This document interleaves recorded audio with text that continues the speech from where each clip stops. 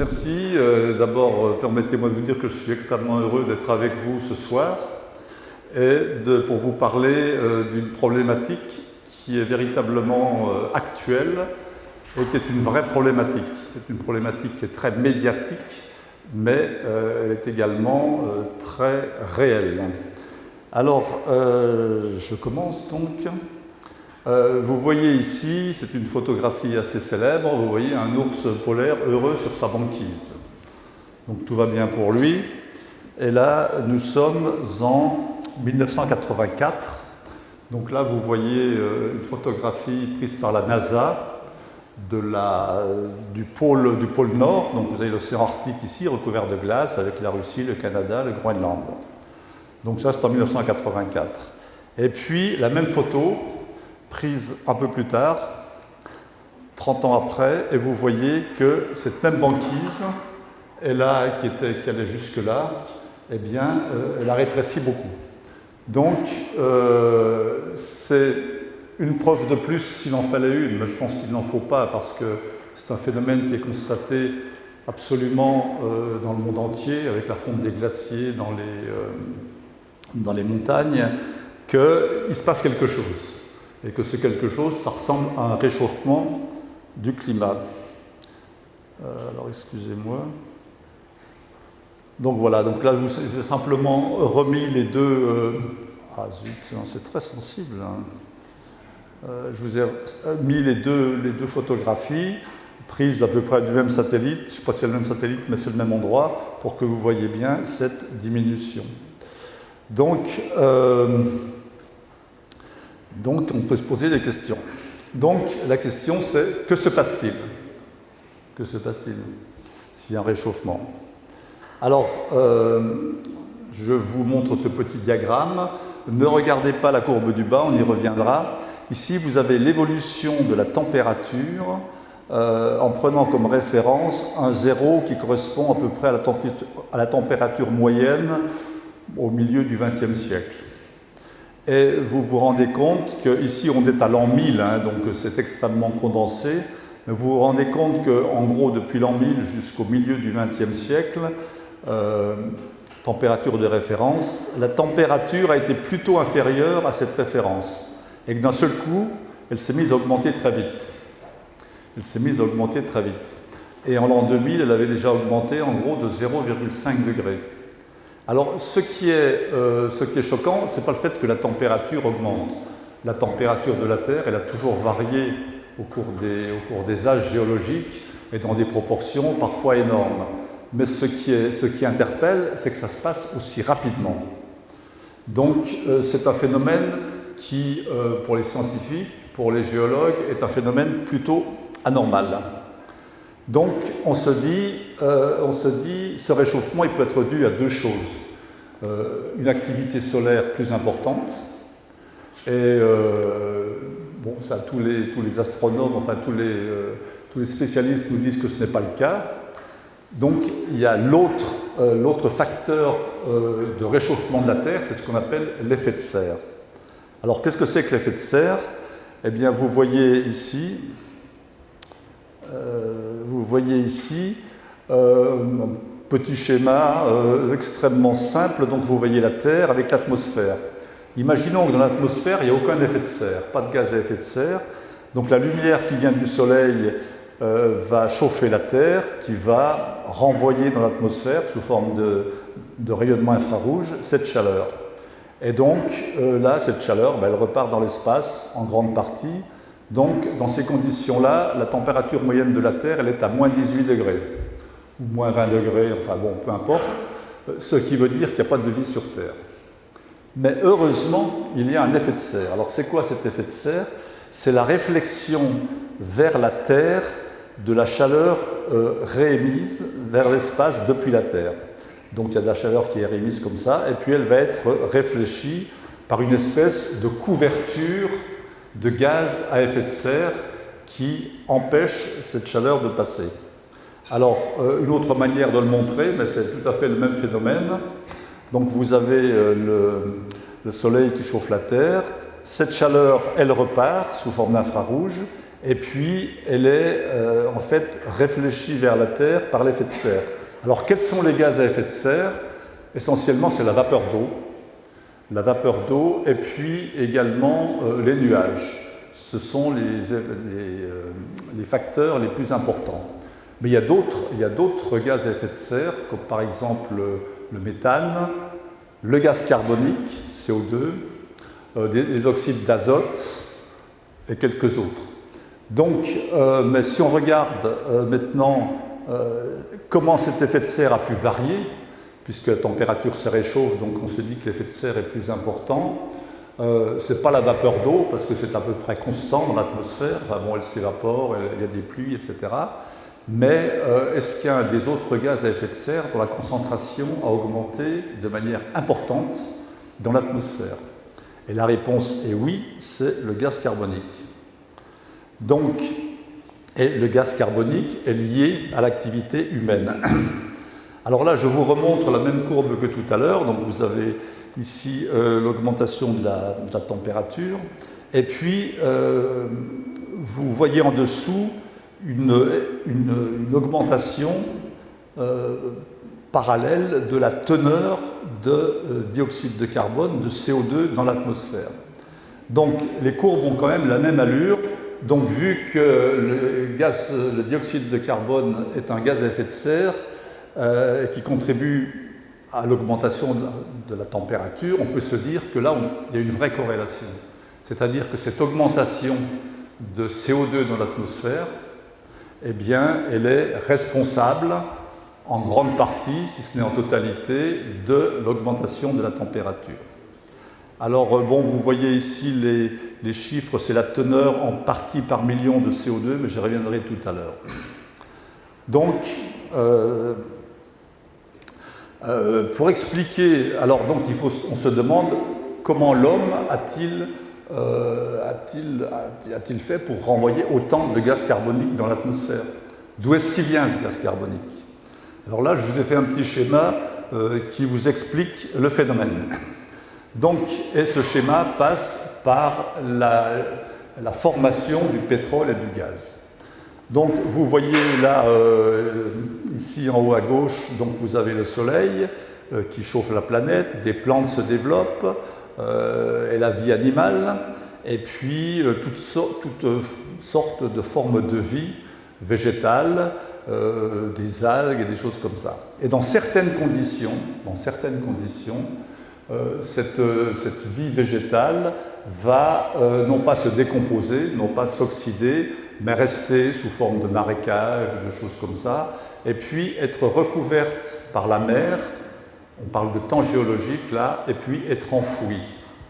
Et donc, toute cette matière organique va être enfouie, et on appelle ça le kérogène. Elle peut être enfouie à des grandes profondeurs, plusieurs milliers de mètres de profondeur, et également donc à des températures qui augmentent, puisque vous savez que la température augmente quand on descend vers le centre de la Terre. Donc, ce phénomène, il est remarquable à deux points de vue. Le premier, c'est que c'est une manière de capturer et de stocker beaucoup de carbone, puisque toute cette matière organique, elle est carbonée. Donc ça veut dire qu'on a accumulé beaucoup de carbone dans le sol, et la deuxième caractéristique, c'est que ça a pris quelques millions d'années. Et quand je dis quelques, ça peut être de 10 à 20 millions d'années. Donc, on a accumulé, la nature a accumulé dans le sous-sol, pendant des dizaines de millions d'années, voire même des centaines, beaucoup de carbone. Et alors ce carbone, eh bien, il s'est transformé sous l'influence de l'augmentation de température et de pression en hydrocarbures, donc en pétrole et en gaz. Il y a un phénomène un peu analogue, mais un peu différent, j'en parlerai pas trop, mais qui concerne le charbon, mais c'est la même chose. Le charbon, c'est la même chose, c'est une ressource donc, qui est dite fossile, parce qu'elle a été formée par l'enfouissement, et carbonée parce qu'elle est pleine de carbone. Et qu'est-ce qui s'est passé en 1850? Il y avait un Américain un petit peu fou qui achetait son chapeau quelque part en Pennsylvanie, il s'appelait le colonel Drake, Il n'était pas colonel, c'était un aventurier qui se faisait passer pour colonel. Et ce colonel Drake a découvert du pétrole. Il a mis un puits à quelques dizaines de mètres de profondeur. Le pétrole a jailli. C'est une photographie qui est très célèbre. Donc c'était la découverte du pétrole. À cette époque-là, on ne savait pas trop quoi en faire du pétrole. Enfin bon, on s'est dit, tiens, c'est rigolo. Et puis ça peut servir. Alors vous savez, si vous lisez Lucky Luke, vous avez les docteurs qui partent dans la pampa avec des petites fioles de pétrole en disant ça va guérir tous vos maux. Enfin, on ne savait pas trop quoi en faire, mais très rapidement, on a su quoi en faire. Parce que le charbon, l'utilisation du charbon qui était un peu antérieure, de 50 ou 60 ans, avait déjà amené les machines à vapeur. Et puis, très rapidement, on a inventé le moteur à explosion, etc., etc. Et donc, plein de machines qui marchaient avec du pétrole ou avec du gaz. Donc, on s'est mis à augmenter assez rapidement la production de pétrole et donc l'utilisation de ce pétrole et donc le brûlage de ce pétrole. Or, quand vous brûlez du pétrole, eh bien, quand vous brûlez du gaz, quand vous brûlez du charbon, un des éléments de cette combustion qui fournit de l'énergie, eh bien, c'est le gaz carbonique, le CO2. Pour résumer, on est en plein dedans, depuis une centaine d'années, de libérer dans l'atmosphère des quantités phénoménales de carbone sous forme de CO2 qui ont été stockées pendant des millions d'années dans le sous-sol. Donc, l'ingéniosité humaine, si je puis dire, a capté cette ressource et la produit extrêmement vite par rapport aux millions d'années de formation qui sont nécessaires. Et d'ailleurs, c'est pour ça qu'on dit que le pétrole, ce n'est pas une énergie renouvelable, tout simplement parce qu'il se renouvelle, le pétrole, mais il se renouvelle sur des millions d'années. Donc, on a accumulé, il y a beaucoup de carbone qui a été accumulé, et puis on le ressort dans l'atmosphère. Donc, c'est ce qu'on appelle les émissions anthropiques, de anthropos, l'homme en grec, et donc qui repart dans l'atmosphère. Et alors, ça augmente la teneur de gaz carbonique qu'il y a dans l'atmosphère. Et là, vous avez ces teneurs estimées ou mesurées. Et alors, donc, à la fin du XVIIIe siècle, il y avait environ 300 parties par million de gaz carbonique dans l'atmosphère, ce qui fait 0,03%, c'est-à-dire que ce n'est pas grand-chose. Mais ce gaz étant extrêmement efficace comme gaz à effet de serre, une faible variation de sa teneur a de grands effets. Et en 2017, on était à 400 parties par million. Alors, pourquoi je vous cite tous ces chiffres qui ne sont pas très intéressants? C'est que les scientifiques qui travaillent sur ce sujet-là disent si on dépasse dans l'atmosphère une teneur de 450 parties par million de gaz carbonique, automatiquement, l'augmentation de l'effet de serre amènera la température de la Terre à augmenter de plus de 2 degrés. Et au-delà de 2 degrés, on ne sait pas trop ce qui va se passer, mais tout ce qu'on sait, c'est que ça ne va pas être terrible, il va y avoir des tas de conséquences. Donc tous les scénarios, si vous vous intéressez à la question, si vous lisez un peu la littérature là autour, il y a toujours ce chiffre un peu magique de 450. Alors, vous allez me dire, mais finalement, il y a un système écologique qui absorbe le CO2. Et c'est vrai.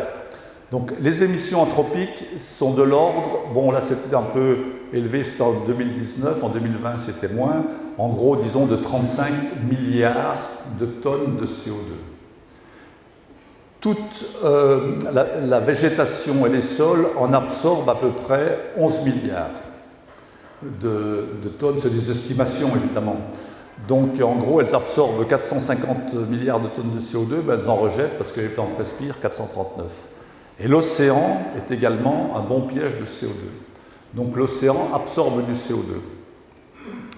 Et alors l'océan absorbe du CO2, bon c'est très bien, sauf que ça acidifie l'océan.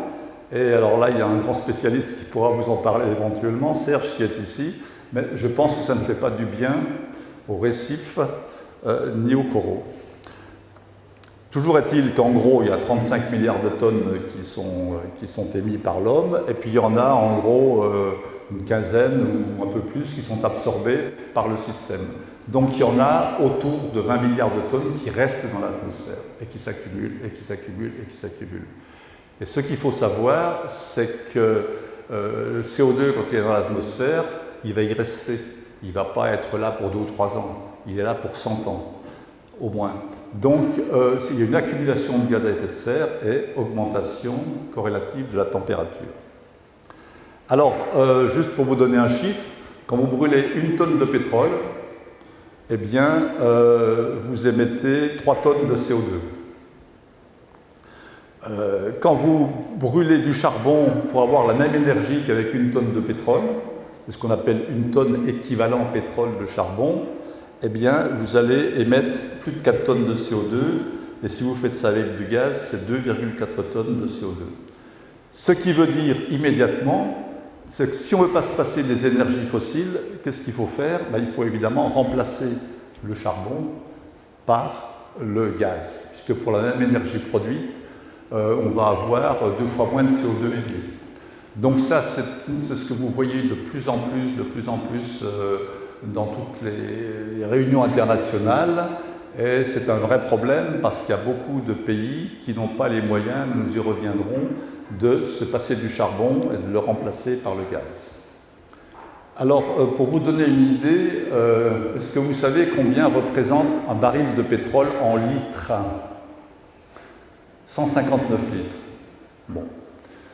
Est-ce que vous savez combien aujourd'hui on produit et on brûle par jour de barils de pétrole?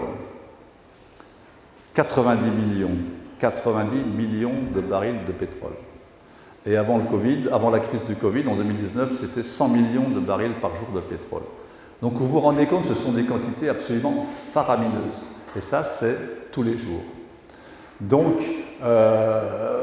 on n'est pas en train de réduire notre dépendance aux hydrocarbures, on est en train de la poursuivre de manière assez constante, et ça, c'est pas terrible. Et alors, à la fin de la Première Guerre mondiale, il y a un siècle, la production journalière était de l'ordre de 1 million de barils par jour.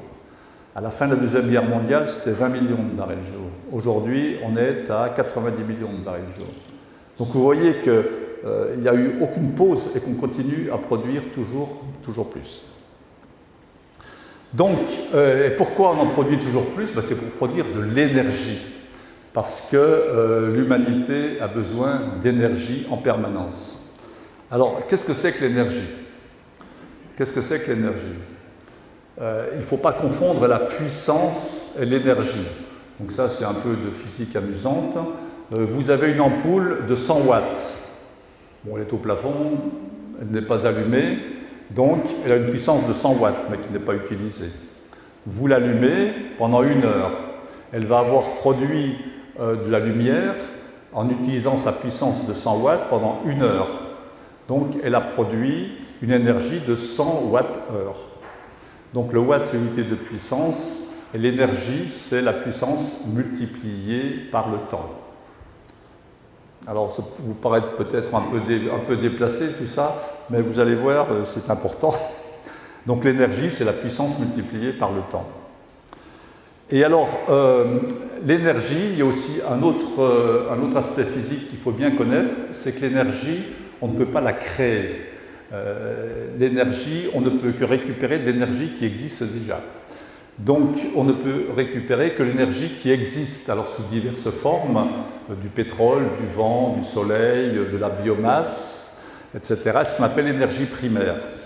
Et cette énergie primaire, ce qu'a appris à faire l'humanité, c'est à l'utiliser pour faire marcher des machines, à travers des systèmes, par exemple des moteurs. L'homme est le premier système énergétique, l'homme va se nourrir de biomasse et va exercer sa puissance pendant un certain temps grâce à cette biomasse qu'il a absorbée. Donc aujourd'hui, on a véritablement une humanité qui marche avec des machines, donc qui marche avec de l'énergie et toujours plus et toujours plus. Imaginez-vous que par exemple une chemise comme celle-là, on a calculé qu'il fallait environ 25 machines pour la produire. Depuis la machine qui va semer le coton, le récolter, le traiter, le tisser, le teindre, le coudre, etc. Bon. Donc, on est dans une civilisation de machines. Alors, est-ce que l'homme est devenu paresseux? Ou au contraire, est-ce que cette utilisation de machines lui a permis de développer une puissance extraordinaire? Et donc, c'est ce qu'on va voir. Vous êtes assis là, vous ne faites rien à part m'écouter, ce qui est déjà peut-être un exercice assez dur, et vous consommez à peu près 2,5 kWh par jour. Bon, donc c'est l'énergie qui est nécessaire à votre survie assis, pour votre métabolisme. Donc en gros, vous consommez autant qu'une ampoule de 100 watts qui est allumée pendant 24 heures.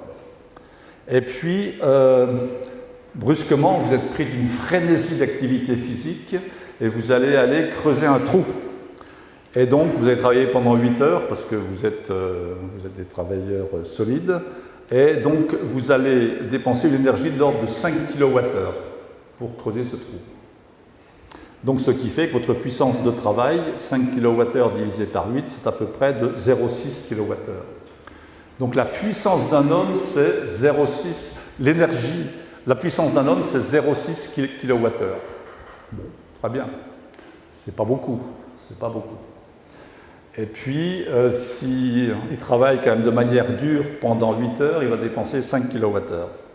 Maintenant, considérez un petit bidon dans lequel il y a 1 litre de pétrole, 1 litre d'essence. Eh bien, l'énergie qu'il y a dans ce petit bidon, c'est 10 kWh. Et 10 kWh, c'est quoi? C'est 2 personnes qui creusent pendant 8 heures. Donc vous avez dans un petit litre de pétrole ici, vous avez l'énergie de 2 hommes travaillant pendant 8 heures. Donc c'est quelque chose d'absolument colossal et dont on ne se rend pas trop bien compte. Donc si vous mettez 50 litres d'essence dans votre réservoir, eh bien vous avez dans votre réservoir l'énergie de 100 travailleurs, en gros. L'équivalent, Jean-Marc Jancovici, que certains d'entre vous connaissent peut-être, un célèbre professeur, il dit « Quand je fais le plein de ma voiture, j'ai 100 esclaves à ma disposition ». Alors hier, il y a un étudiant qui m'a dit bah, « C'est bien, à ce moment-là, il suffit de ne pas faire le plein et d'avoir les 100 personnes qui poussent la voiture.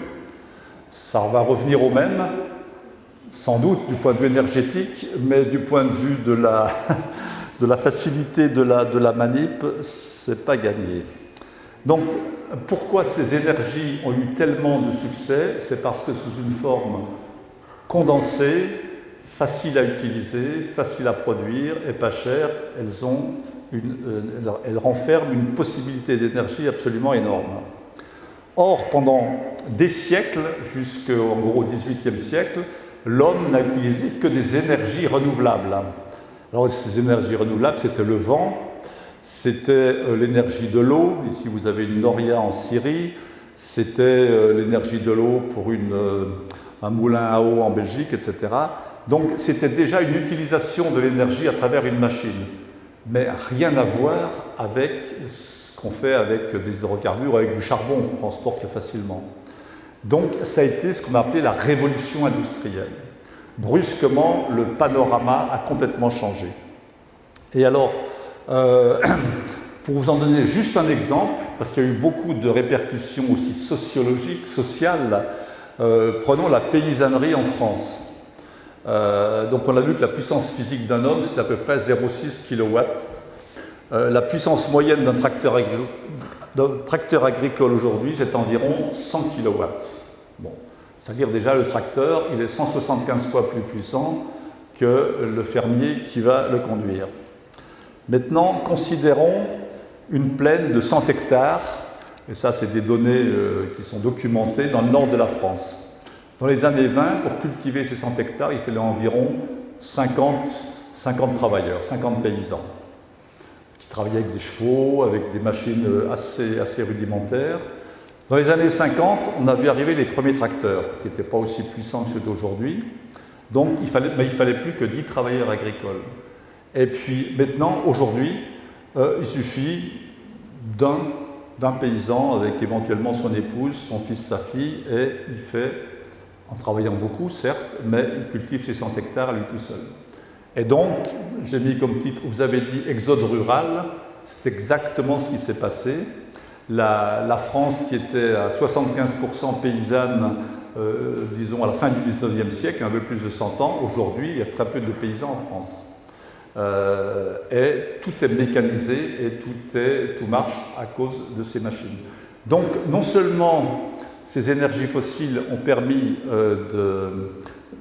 d'acquérir assez facilement une grande puissance de travail, mais en plus, elles ont abouti à des grands changements sociologiques.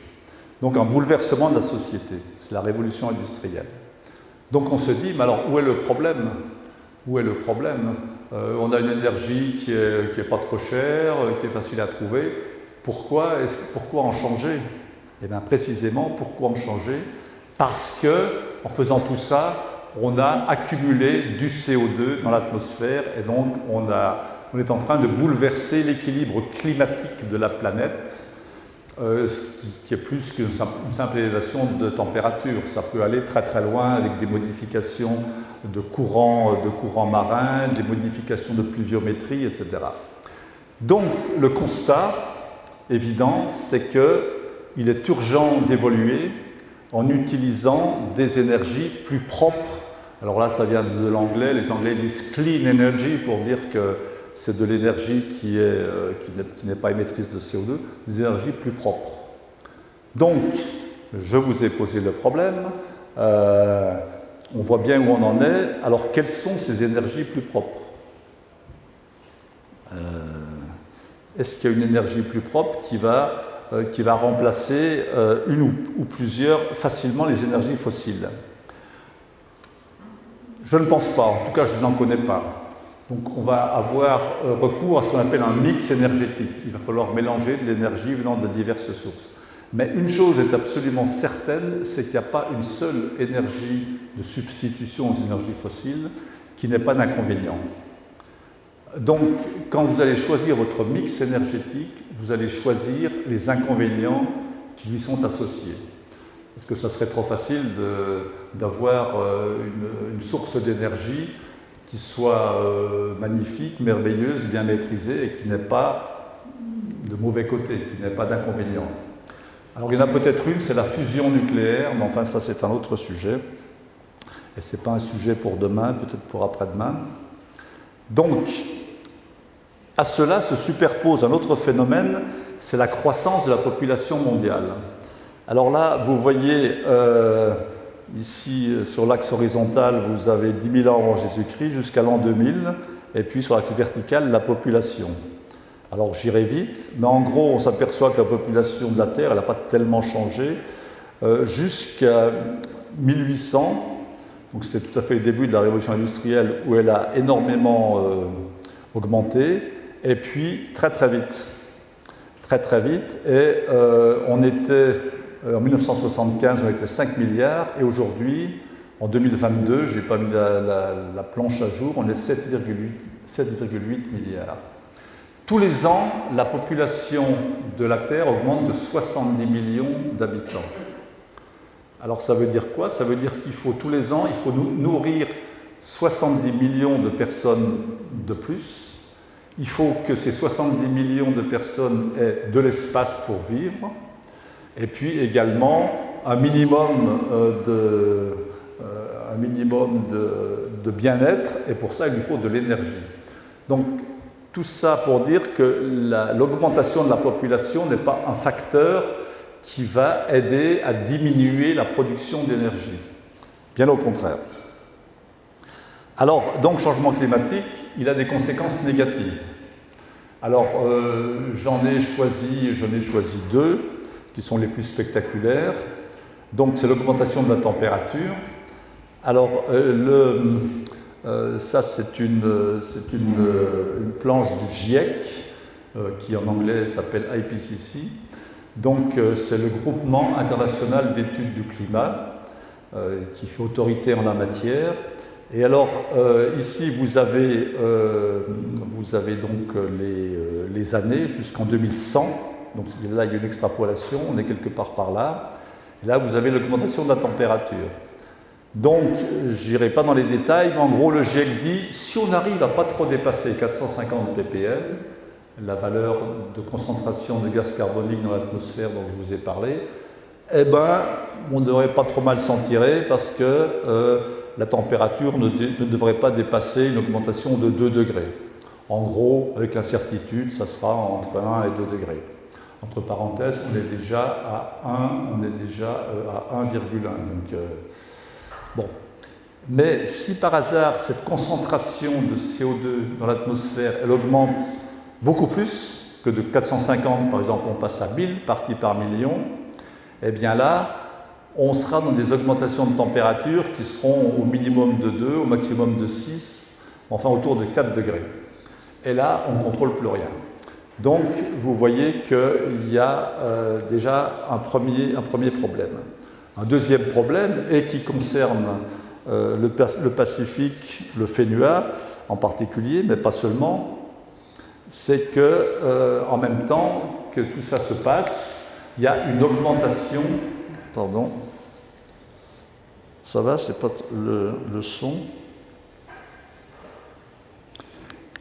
Il y a une augmentation du niveau une élévation du niveau de la mer. Et alors, qui est liée à deux phénomènes. D'abord, l'eau étant plus chaude, il y a une expansion thermique de l'eau, elle se dilate.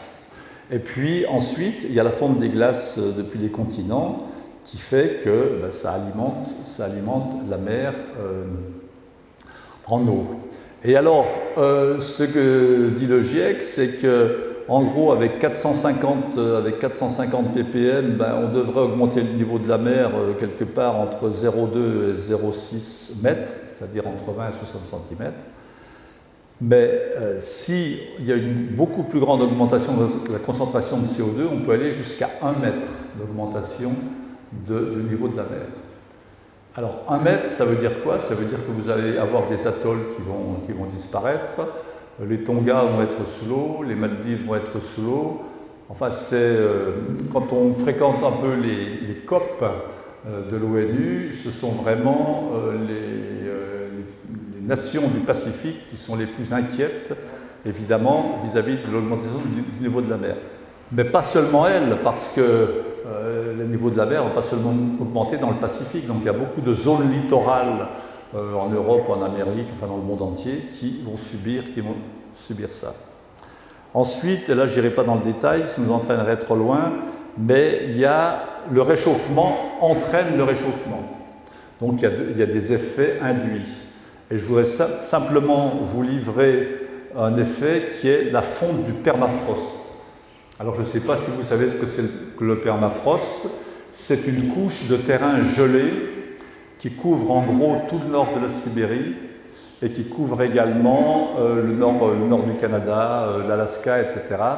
Et gelé à peu près depuis la dernière glaciation, c'est-à-dire depuis 10 000 ans. Or ces terrains, c'est en gros des marécages. Donc ils sont extrêmement riches en méthane, gaz à effet de serre très important, et en CO2. Et donc, ce qu'on constate aujourd'hui, avec horreur, c'est que le permafrost commence à fondre. Et si ces roches, ces sols gelés fondent, ça veut dire quoi? Ça veut dire qu'ils vont libérer leur gaz à effet de serre. Et ils peuvent le faire très brutalement. Quand je dis très brutalement, c'est sur 10, 20 ans. Et alors là, c'est vraiment la catastrophe, parce que là, on va vraiment arriver de 450 ppm qu'on essaye péniblement de ne pas dépasser, à 1000 ppm d'un seul coup. Et là, on est dans une zone d'incertitude extrêmement préoccupante. Alors, quelques données fondamentales. Donc on peut se dire, vu que c'est un phénomène... Alors, le phénomène en soi, il est connu depuis plus d'un siècle. On sait que la combustion du charbon émet du CO2 et peut avoir tendance à augmenter la température de l'atmosphère. Mais bon, il y a un philosophe allemand qui a dit que l'humanité n'apprenait que des catastrophes. Donc quand on n'est pas dans la catastrophe, eh bien on n'a pas de... Ce micro me gêne là. On ne réagit pas. Donc on peut se dire peut-être que l'humanité elle a pensé à réduire sa consommation d'énergie. Alors est-ce que c'est vrai? Eh bien pas du tout. Ici vous avez la consommation d'énergie en 1973 telle qu'elle avait été présentée par l'Agence internationale de l'énergie, qui est une grande source pour les statistiques. Et donc, en 1973, vous voyez qu'on produisait 6 milliards, on utilisait 6 milliards de tonnes équivalent pétrole par an, mais essentiellement, cette énergie était essentiellement du gaz naturel, du pétrole et du charbon, 87%. En 2019, alors pourquoi 1973? Parce que c'est le début des statistiques de l'AIE. En 2019, qu'est-ce qu'on constate? A-t-on diminué notre consommation d'énergie? Pas du tout. On est passé de 6 milliards de tonnes équivalent pétrole à 14,5. Donc on a plus que doublé la consommation d'énergie. On se dit qu'on a peut-être réduit l'utilisation des énergies fossiles. Pas du tout. On a un tout petit peu réduit, on est passé de 87% à 81%. Et en passant, là vous avez 87% d'une certaine quantité, et là 81% d'une quantité qui est 2 fois supérieure. Ça veut dire qu'en valeur absolue, vous avez doublé les émissions de CO2. Et ce qui est encore plus ennuyeux, c'est que vous voyez que la proportion du charbon a augmenté. La proportion du charbon a augmenté, elle est passée en gros de 25% à 27%. Donc, c'est la pire des énergies fossiles en termes d'émissions de CO2 qui a été privilégiée. Donc, c'est pas très sale, on ne va pas dans le bon sens. Si on regarde en 2020, c'est à peu près la même chose.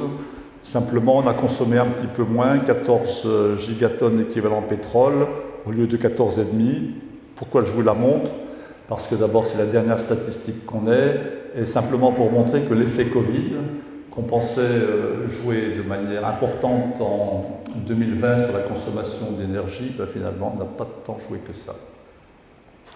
Alors, quels sont les pays les plus émetteurs de CO2? Alors, les pays les plus émetteurs de CO2, il y a d'abord la Chine. Je vous ai dit 35 milliards de tonnes de CO2 émis par an. La Chine, à peu près 10 milliards de tonnes de CO2.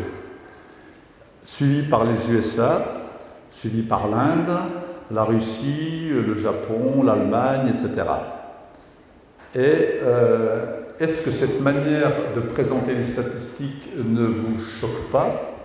Elle devrait vous choquer parce que en Chine, il y a 1,5 milliard d'habitants ou plus. Aux États-Unis, il y en a 300 millions en gros.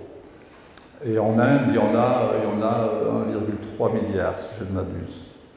Donc vous vous dites, est-ce que le citoyen ou la citoyenne chinois va émettre finalement beaucoup plus de CO2 que le citoyen et la citoyenne américaine? Eh bien, pas du tout. Et quand vous voyez maintenant les émissions par tête, par habitant d'un pays de CO2, vous voyez que la Chine n'y figure même pas, à cause de sa grande population.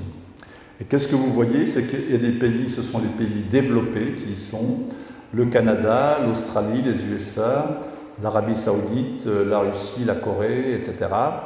Et alors il y a des pays, par exemple comme l'Australie, comme l'Allemagne, ou comme la Pologne, ça s'explique parce qu'ils ont beaucoup de recours au charbon, mais donc les plus consommateurs d'énergie ne sont pas là où on imagine qu'ils sont.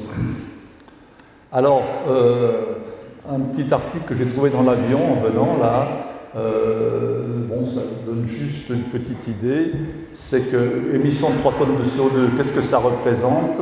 Ben, ça représente 10 000 km en avion, bon, pour ce que ça vaut pour un passager moyen d'un avion moyen, 12 000 km en voiture pour une voiture moyenne, et puis alors assez amusant, vous voyez l'influence de l'alimentation carnivore, ça représente 480 repas avec du bœuf, parce qu'il faut l'élevage de bœuf va dépenser du CO2 et 5800 repas végétariens.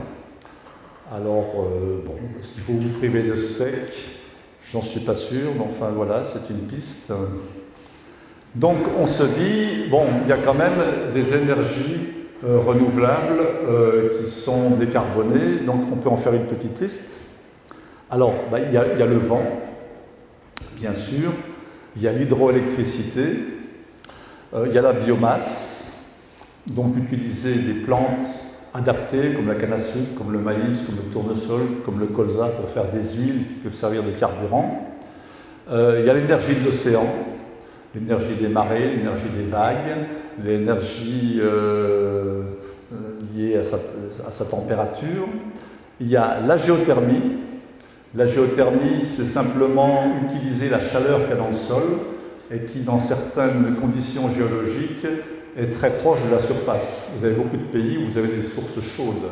C'est le cas aux États-Unis, par exemple, c'est le cas en Indonésie, et il y a une production électrique en Indonésie qui est relativement importante. Et puis il y a le solaire.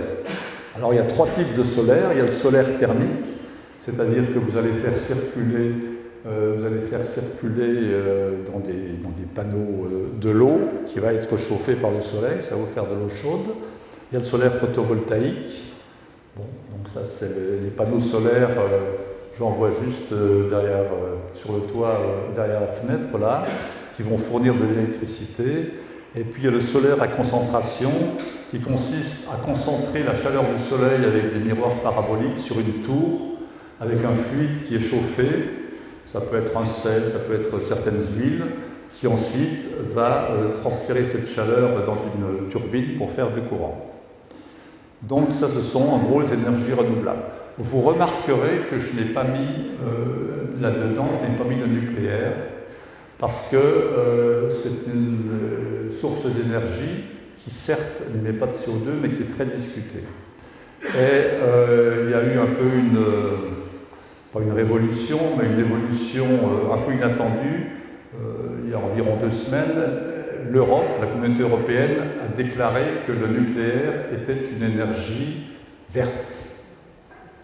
Alors ça veut dire quoi? Dans le jargon de la communauté européenne, c'est-à-dire que c'est une énergie qui peut bénéficier de subventions, qui peut bénéficier d'avantages financiers. Donc c'est très important pour ceux qui veulent faire du nucléaire. Mais il y a une partie de la communauté européenne qui est vent debout là contre, donc c'est un sujet qui est un peu discuté, même beaucoup. Alors ces énergies renouvelables, elles sont abondantes. Vous ne trouvez pas qu'il y a du... Non, ça vous va? Ah bon, très bien. Peut-être parce que je suis trop près de haut-parleur. Donc, ces énergies, elles sont abondantes, elles sont plutôt bien réparties, il y en a partout, du pétrole, il n'y en a pas partout. Elles ont de nombreuses applications. Mais, alors, premier inconvénient important du solaire et de l'éolien, eh bien, c'est que ce sont des énergies intermittentes. Quand vous n'avez pas de soleil, vous n'avez pas de génération d'électricité solaire, pareil pour le vent. Donc, nécessité de stockage de manière à pouvoir quand même avoir de l'énergie quand il n'y a pas de soleil ou quand il n'y a pas de vent. Et stocker de l'électricité, ça, on ne sait pas très bien faire. On sait stocker, alors par divers moyens, je n'en parlerai pas, qui tous ont des rendements qui ne sont pas terribles. On peut les stocker également dans des batteries, dans des fermes de batteries. Ça se fait par exemple en Australie, mais c'est pas très satisfaisant. L'électricité hydraulique dépend des variations saisonnières de pluviométrie. Vous avez peut-être lu ce matin dans la dépêche qu'il y avait eu la fourniture de courant électrique à Papeete avait été à 62% hydraulique du fait des grosses pluies du mois de janvier. Donc il y a un avantage aux grosses pluies. Et puis elles sont flexibles, ces énergies, parce que vous pouvez avoir des panneaux sur le toit de votre maison ou bien faire des centrales de génération électrique plus importantes. Alors, une contrainte qu'on commence à prendre en compte, mais je pense qu'il faut considérer particulièrement ici, dans les îles, mais ça commence à devenir important en Europe, c'est l'occupation du sol. Alors ici, vous avez un petit schéma un peu rigolo. Ça, c'est le nombre de mètres carrés qu'il faut pour une énergie donnée qui fournit du courant électrique pour alimenter un écran de 100 watts, vous savez, un grand écran de télévision. Donc, il vous faut environ 300 mètres carrés si c'est un barrage. Donc, 300 mètres carrés de lac. Si c'est des éoliennes, c'est plutôt 37 mètres carrés. Bon, parce que les éoliennes, on ne s'en rend pas compte, mais ce sont des engins absolument monstrueux. Bon, il faut qu'ils soient relativement écartés les uns des autres. Le soleil, c'est 14 mètres carrés. Bon, et puis alors pour les énergies plus concentrées, c'est une toute petite surface. Mais c'est simplement pour vous montrer que là, il y a un problème. Et en particulier, bon, si on veut mettre des panneaux solaires, qu'est-ce qu'il faut? Il faut avoir du terrain, et en plus du terrain bien orienté. Il ne faut pas que ce soit du terrain qui soit à l'ombre toute la journée.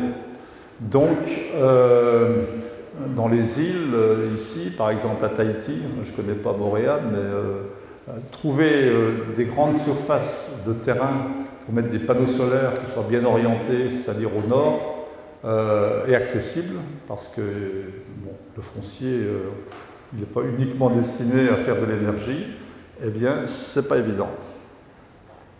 Alors, donc, il faut en plus qu'il y ait une acceptabilité de cette emprise foncière.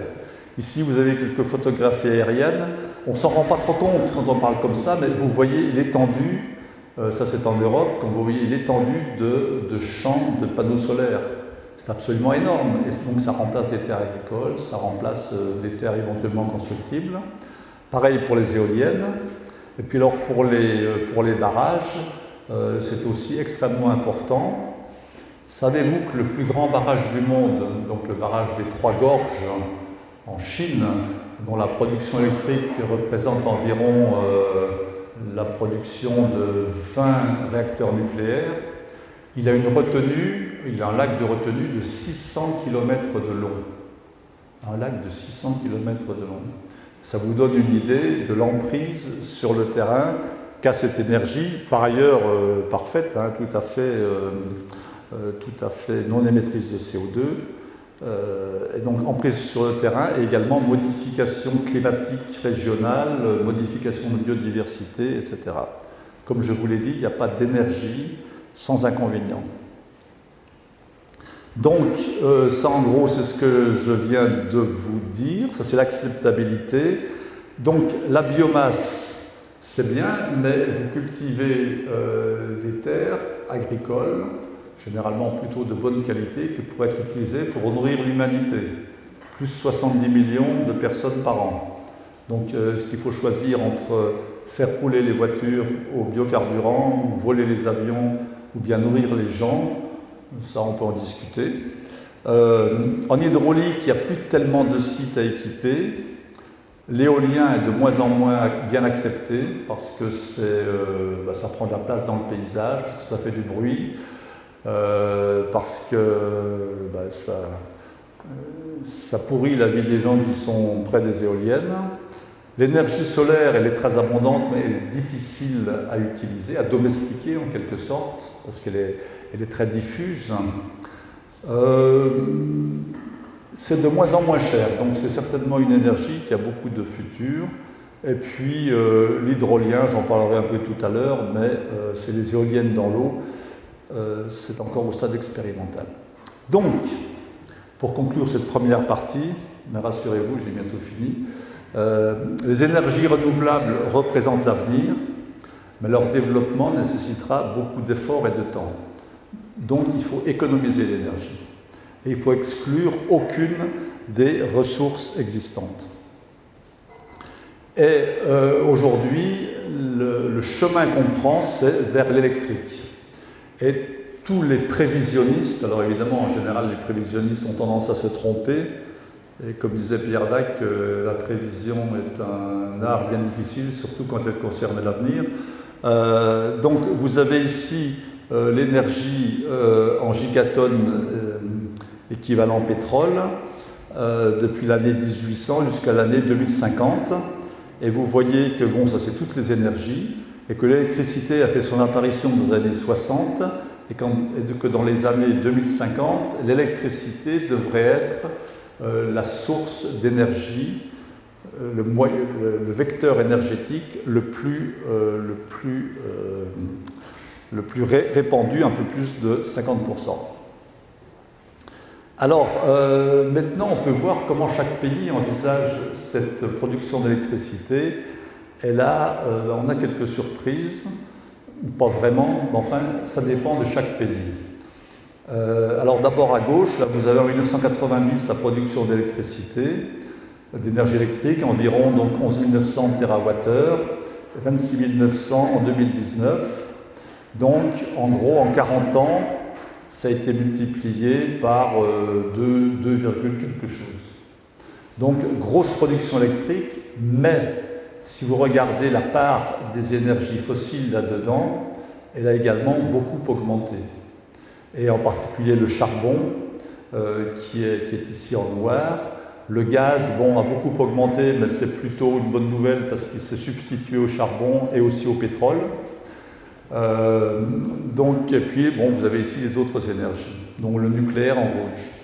Alors, si vous considérez 4 pays représentatifs, vous avez la Chine, et vous voyez que la Chine, eh bien, sa consommation, sa production d'électricité, donc qui est représentée par ce cercle, est en gros à 60% du charbon. Et ça ne diminue pas. Alors, ce qu'il faut quand même savoir, c'est que les Chinois font un effort énorme dans le domaine des énergies renouvelables. C'est le premier pays producteur d'électricité éolien, premier pays producteur en solaire. Mais comme ils sont très nombreux, avec un développement industriel très important, eh bien le charbon apparaît indispensable. Et les États-Unis, alors les États-Unis, donc ils ont du nucléaire, ils ont déjà 2 EPR qui marchent en Chine. Bon, ça représente encore une petite partie. Et ils ont évidemment l'hydroélectricité avec le barrage des Trois Gorges et un autre barrage qui vient d'être mis en service, qui est à peu près l'équivalent, toujours sur le Yangtze, mais en amont du barrage des Trois Gorges. Les États-Unis, à peu près 20% de l'électricité, c'est du charbon. Et puis, évidemment, pas mal de gaz. Les États-Unis sont riches en gaz, du nucléaire. C'est assez bien équilibré comme mix. L'Allemagne, elle fait beaucoup d'éolien, beaucoup de renouvelables, donc surtout éolien, mais également solaire, mais énergie intermittente, donc elle a besoin de centrales électriques qu'elle fait marcher au charbon, et même pire à la tourbe, qui est du charbon de mauvaise qualité.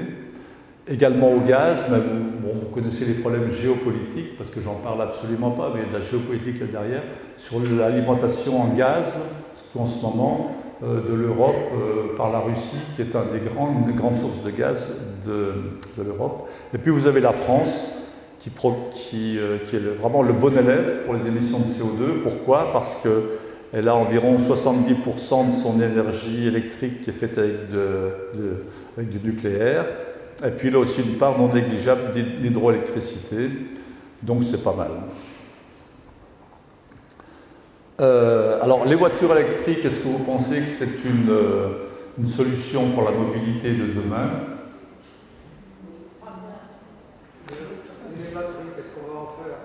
Oui, mais bon, ça c'est une bonne question, mais il y a également donc, il y a le problème des batteries, mais il y a aussi le problème de l'électricité, parce que évidemment vous branchez votre voiture, et puis donc, d'ailleurs la plupart des gens ils pensent que l'électricité est naturellement dans les murs, parce qu'il y a une prise, donc on branche sa prise, et puis c'est génial, on a du courant électrique.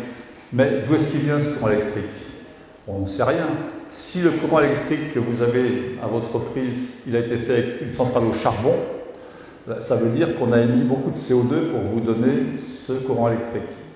Donc, ce n'est pas de l'électricité dite verte, c'est de l'électricité de couleur indéterminée. Donc il y a ce petit schéma qui est assez parlant.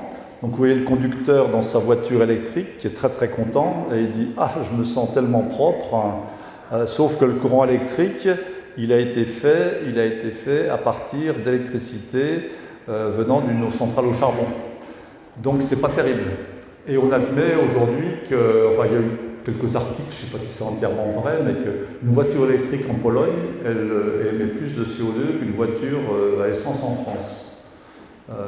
Parce que l'électricité qui est utilisée par ces voitures en Pologne, eh bien, elle vient essentiellement du charbon.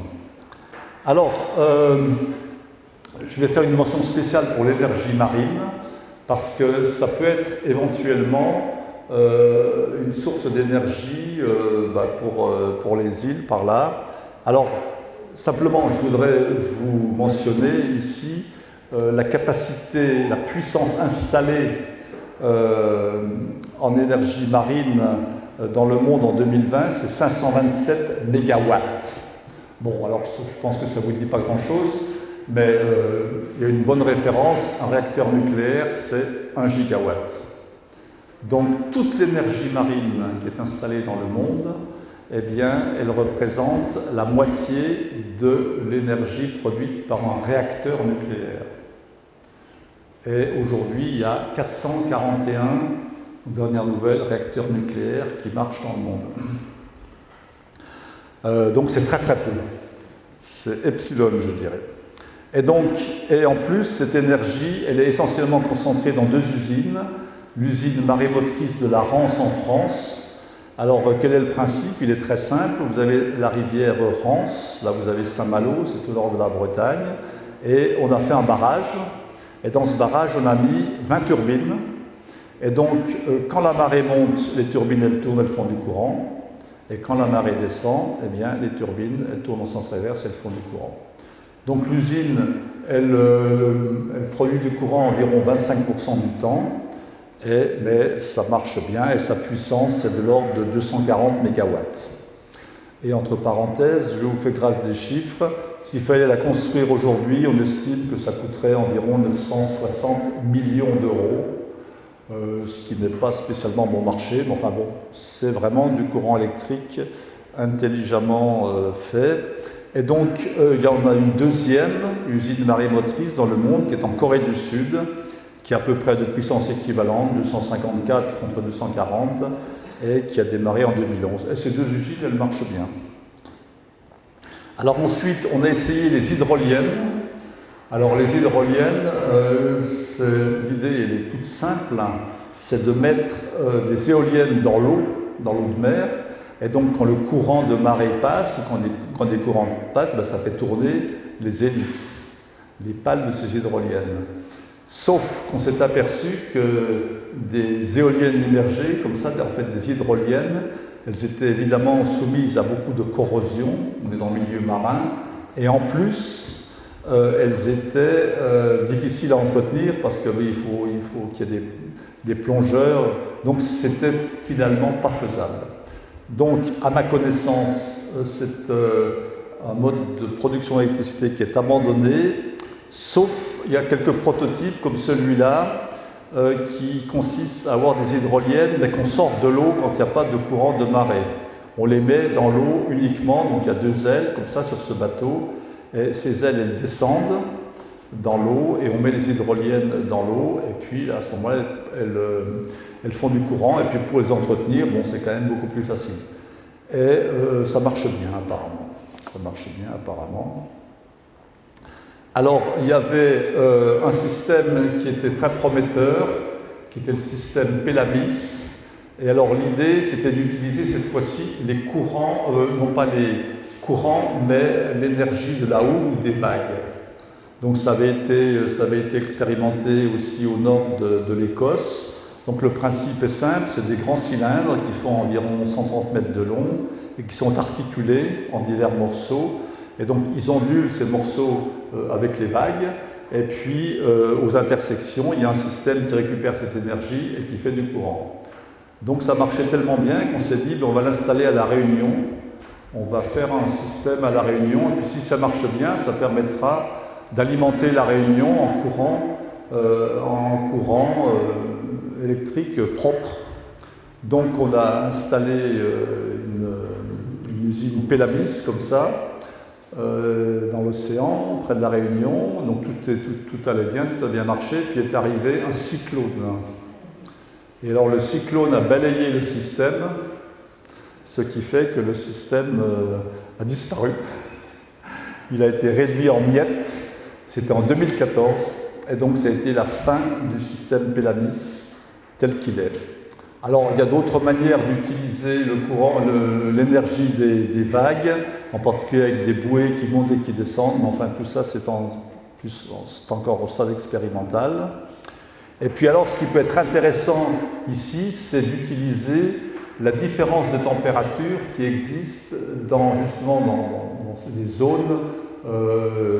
zones du Pacifique, où nous sommes, je pense, quelque part par là. Entre la différence de température entre la surface et puis le fond de la mer. Et vous voyez que le fond de l'océan plutôt. Et vous voyez que là, il y a une différence de température de 24 degrés. Et là, 22 à 24 degrés. Donc, l'idée, c'est de dire, on a de l'eau très chaude en surface, froide en profondeur, on va l'utiliser pour faire du courant. Alors, comment? Eh bien, c'est ce qu'on appelle le système donc OTEC, l'acronyme anglo-saxon, hélas. Donc, on prélève de l'eau chaude, genre 26 degrés à la surface. On l'envoie dans un évaporateur sous vide, et une partie de cette eau chaude, elle va s'évaporer, faire de la vapeur, alimenter une turbine, faire de l'électricité, et ensuite cette vapeur redescend. Elle passe dans un condenseur, donc qui la refroidit en utilisant l'eau froide du fond, et puis elle est rejetée dans l'eau de mer désalinisée, ce qui est quand même ce qui peut être un avantage éventuellement si on a besoin d'eau désalinisée. Mais il y a quand même un problème, c'est que ça c'est pas très la rentabilité, l'efficacité de ce procédé, le rendement n'est pas génial. Donc ce qu'on fait plutôt, c'est plutôt que d'utiliser de l'eau, on va évaporer de l'ammoniac, dont la température d'évaporation est beaucoup plus basse que celle de l'eau.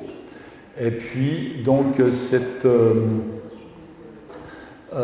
cette vapeur d'ammoniac va être envoyée dans une turbine faire de l'électricité de la même manière, et puis ensuite être condensée à nouveau avec de l'eau de mer froide, et puis renvoyée dans le circuit. Donc c'est un circuit fermé d'ammoniac, et puis donc qui est chauffé en surface pour l'évaporation et qui est refroidi ensuite pour condenser les vapeurs. Alors, hier, il y a un spécialiste, je faisais cette conférence au CNAM, qui m'a dit que ce système-là existait à La Réunion. Je ne sais pas si certains d'entre vous le savent, et que ça marchait, mais que ça faisait quand même des grosses installations en surface. Évidemment, parce que l'évaporateur ne tient pas par miracle tout seul au milieu de l'océan. Alors, il y a le SWAC, maintenant, que vous connaissez sans doute tous, parce que c'est un sujet d'actualité à Tahiti. Donc, l'idée, cette fois-ci, c'est pas de faire de courant électrique, c'est d'utiliser l'eau froide qui est environ à 1000 mètres dans l'océan, donc on pompe cette eau pour aller refroidir l'eau du système de climatisation de l'hôpital. Et là, pour ceux qui passent en ce moment près de l'hôpital, il y a des gros travaux, la route est détournée, et c'est pour faire ça. Et normalement, ça devrait commencer à marcher dans un mois à peu près.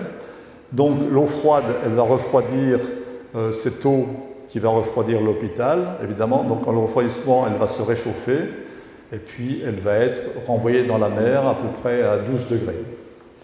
Donc ça a été très médiatisé, et là j'ai trouvé un article dans Le Monde du 7 novembre 2021 donc, qui parlait du centre hospitalier de Pirée au nord de Tahiti, et donc qui dit que ces pompes puiseront environ 1 million de litres à l'heure, donc c'est quand même beaucoup, enfin ça fait 1000 mètres cubes à 5 degrés. Et puis l'intérêt, c'est que le système de climatisation de l'hôpital n'a plus besoin d'électricité. Donc ça fait une économie de 9 millions de kilowattheures par an, donc soit une économie de l'ordre de 2,5 millions d'euros par an de consommation électrique pour l'hôpital. Ça diminue également, ça réduit de 2% les besoins électriques de Tahiti en passant, mais bon, l'investissement est lourd, 30 millions d'euros. Donc voilà, il faut le temps que ça s'amortisse, mais enfin c'est une manière intelligente et vertueuse d'utiliser des paramètres physiques qui sont déjà présents. Donc je terminerai là-dessus. La situation n'est quand même pas géniale, puisque on se rend compte qu'on continue toujours à accumuler plus de CO2 et qu'on ne voit pas trop comment on va s'en sortir. Alors une manière de s'en sortir, c'est l'efficacité énergétique. Alors c'est quoi l'efficacité énergétique? C'est d'utiliser moins d'énergie pour le même service. Exemple, je remplace une ampoule à filament par une ampoule LED, je vais consommer à peu près 3-4 fois moins de courant électrique. Ça, c'est l'efficacité énergétique. Et la sobriété énergétique aussi, c'est je sors de la pièce, j'éteins la clim, je la rends moins active, j'éteins la lumière, etc., etc. Et ça, ce sont des réflexes quotidiens de citoyens, mais qu'on n'a pas véritablement. Alors, en ce qui concerne l'efficacité énergétique, ça s'applique dans tous les domaines. Ça s'applique simplement, vous avez votre voiture, si vous faites une conduite souple de votre voiture, si vous ne faites pas crisser les pneus au démarrage, des choses comme ça, vous allez consommer moins d'essence.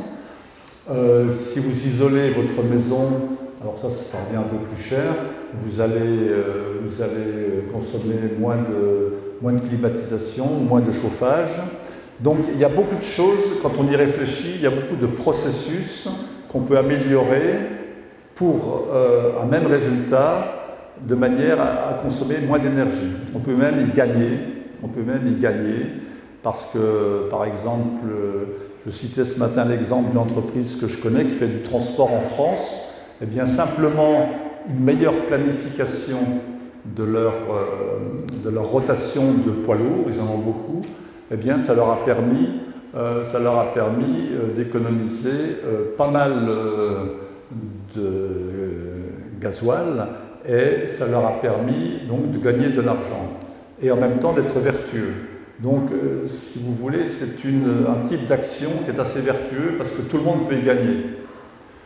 C'est-à-dire ceux qui le mettent en application. Il y a aussi des usines qui revoient leur processus et qui s'aperçoivent que finalement, je faisais comme ça depuis 30 ans, mais si je faisais autrement, peut-être que j'aurais le même résultat pour moins cher. Donc ça, c'est l'efficacité énergétique qui est de plus en plus mise en avant. Et on parlait tout à l'heure de la COP 21 et des accords de Paris. Dans les accords de Paris, il y a eu quelque chose de très... ça a été vraiment un accord un peu novateur parce qu'il a mis en gros tous les pays sur un plan d'égalité vis-à-vis de ce problème-là. Alors que par exemple l'accord de Kyoto, qui n'a jamais vraiment été efficace, considérait des pays qui avaient le droit d'émettre plus que d'autres. On a dit tout le monde est sur le même plan vis-à-vis du problème et chaque État est responsable de sa propre diminution de CO2. Alors il fait comme il veut, il annonce des mesures, il réfléchit à ça, il annonce des mesures, il les publie et puis il les applique. Puis après on voit ce que ça donne. Et 5 ans après, il doit à nouveau donner de nouvelles orientations, prendre de nouvelles mesures. Donc ça, c'est ce qui fait que c'est un accord qui a été très bien accepté. Parce que la plupart des pays se sont sentis maîtres de leur destin et maîtres de faire à leur rythme les adaptations nécessaires. Et donc, la publication de ces contributions volontaires des États, ce qu'on appelle les INDC, eh bien, aujourd'hui, la majorité, c'est de l'efficacité énergétique. Pourquoi? Parce que ça va assez vite, parce que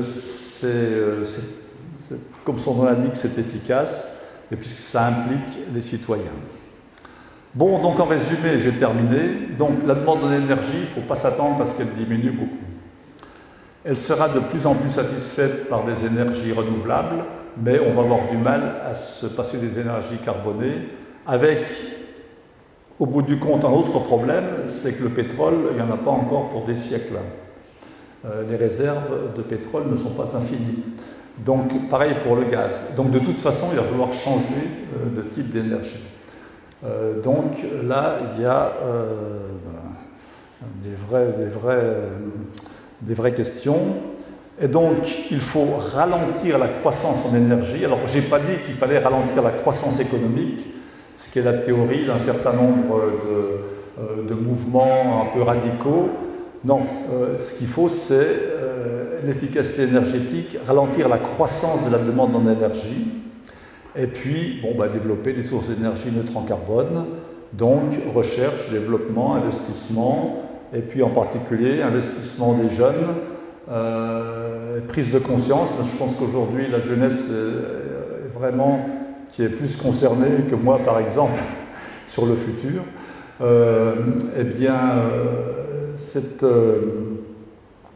Cette jeunesse peut faire basculer un peu le système, mais là il en va du comportement individuel de chacun, de chacune. Voilà ce que je voulais vous raconter, donc je suis allé un petit peu vite. J'espère que c'est un panorama qui ne vous a pas trop démoralisé, qui a été suffisamment clair pour les enjeux de cette transition énergétique et de ce réchauffement climatique. Mais il n'y a pas de solution miracle. S'il y en avait une, ça serait bien, mais pour l'instant, on la cherche encore.